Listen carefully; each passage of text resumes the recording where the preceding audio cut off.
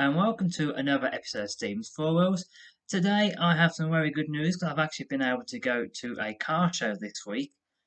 The last car show I went to was in mid-March, which was an SLK meet down at the British Motor Museum down in Gaydon. So it's been about 6 months since the last car meet, and I was really excited to actually go to a car meet. So on Wednesday I managed to go to a place called Spetchly Park, which is just outside of Worcester, to an event which is known as Wheels on Wednesday. And basically, I think it's every other Wednesday during the summer, they get a load of cars in a field, and basically everyone wanders around. You can have a look and you can bring anything along. I'd never been to this meet before, so I didn't know what to expect really, but there was sort of your usual array of classic cars, also modern cars as well, and I think there's really something for everyone. There's a fantastic variety of cars as well. So let's go through a few of these cars. As you've just seen, there was an Audi Quattro.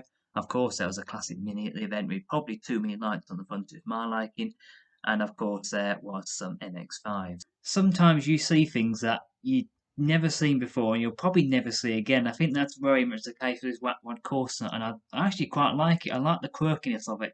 I quite like the way you've got Buzz Lightyear and Woody from Toy Story, one of my favourite children's films, hanging off the rear bumper for dear life, just like in the film. And I'd like to know from the owner whether they actually planned it to look like this, or whether it just happened to turn out like this. They sort of threw a whole load of stuff in, and it sort of turned out on this. Now, I like it, I like quirky stuff, I like different stuff.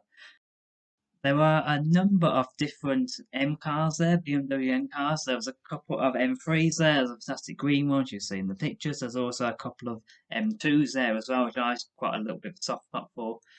There was also this fantastic M4 convertible, which is a fantastic colour combination of the grey with the blue. And again, I've got a soft spot for the M-powered BMWs, and if you're into them, this is definitely a good place to be. Another car that caught my eye was a car that's completely on the other end of the radar to the M cars that we've just seen, was a Dodge Ram Srt10, which has a V10 engine from a Dodge Viper. Quite why anyone put that engine into a pickup truck, I'm not too sure, but I just love the idea of it. It's just so quirky and so off the wall that I'm immediately attracted to it.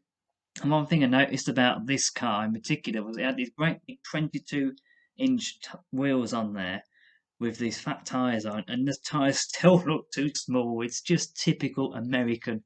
Everything has to be bigger and better.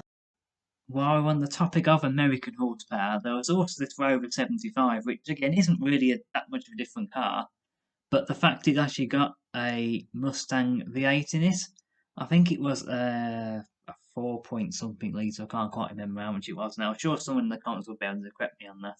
But again, just something, this is a car you don't see every day, something completely different and something completely quirky.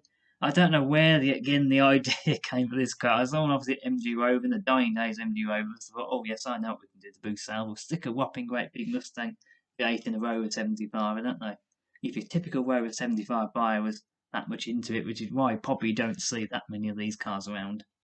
So his car is often considered to be one of the worst ever made by British. Now I will admit that I don't think this is a particularly good car. I don't think it's a particularly bad car either.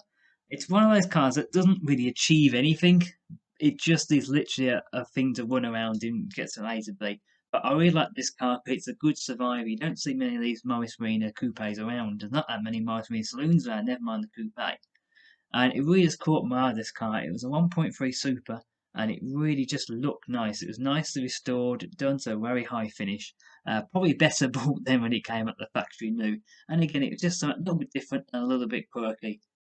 Now, another classic that I have a soft spot for is the Volkswagen Beetle, and this particular one was one of the nicest I've seen for quite a while, not just because we've been in lockdown.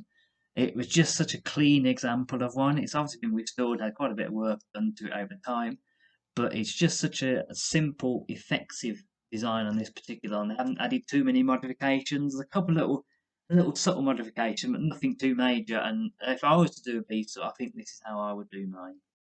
Another car that I'd never thought I'd like until I went to this show was this Arosa, and I really like the way they've actually subtly modified this car. It's been lowered, different alloys. On the inside, it's got rear seat delete and also had full leather bucket seats in the front, which really look nice. Very subtly modified this car. It has some other bits blacked out, and I quite like the black on black and black look with this car as well. On a similar sort of theme was this Volkswagen Up Gti, which again I like these sort of small little hot hatches, and I think this one's really fantastic at sort of reminiscing the spirit of the original Volkswagen Golf GTI. I think it's got about the same weight, the same sort of power, and I can imagine it not being a particularly fast car, but being an extremely fun one to drive. Someone had also brought along a City Rover for whatever reason you bring a City Rover to one of these events. So I'm going to stop talking now and let you look at some more of the cars that were there. But before I do, I just want to say a big thank you for watching. Please make sure you drop a like on the video if you enjoyed it. If you enjoyed this format of video of some pictures and me just simply talking about cars, please let me know in the comments. And also make sure you subscribe to see loads more good stuff that I've got coming up. So thank you again and goodbye.